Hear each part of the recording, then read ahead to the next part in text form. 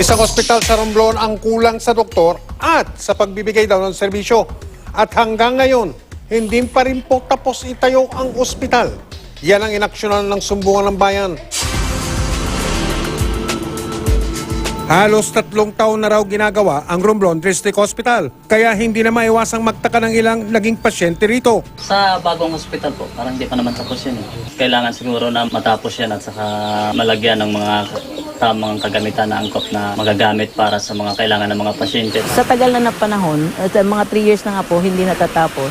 Wala raw ibang aasahan ng mga Romblomanon kung hindi ang nag-iisang ospital sa isla. Pero maging ang serbisyo ng ospital, inireklamo. Yung nadisgrasya yung apo ko, nakita sa x-ray parang may fractured yung ulo niya, yung skull. Ang advice sa akin, idalhin ko daw sa ipa-CT scan. Nagpunta pa po kami ng Ojonga na para i-CT scan. Yung anak ko, nanganak na patay.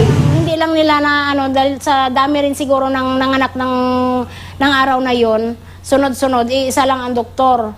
Idinulog ng Sumbungan ng Bayan sa Kapitolyo ng Romblon ang mga reklamo. Pag-devolve, local government na ang sweldo and everything. Economic enterprise, ginawa ang hospital na yung kikita. So kung kikita, yun, ang pasyente magdadala ka ng sarili mong cotton, magdadala ka ng sarili mong ibang gamit, not like noon na binibigay lahat.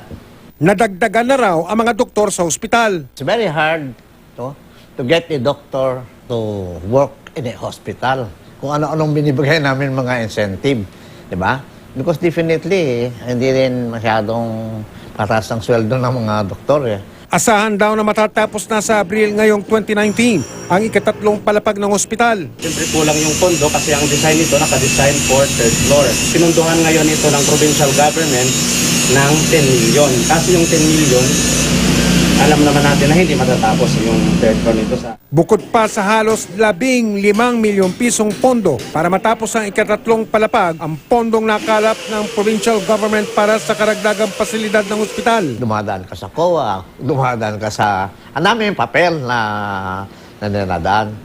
Hindi ura-urada mabibili. Pero nandiyan yung funding. Huwag po kayong magdalawang isip kung may alam kayong katiwalian o reklamo. Ipaalam ninyo sa Sumbungan ng Bayan dahil ang inyong sumbong, sigurado, asahan ninyo, mabibigyan ng aksyon. Sa mga tiwali naman dyan, mga kawatan at mapagsamantala, ito ang tandaan ninyo. Hindi namin kayo tatantanan.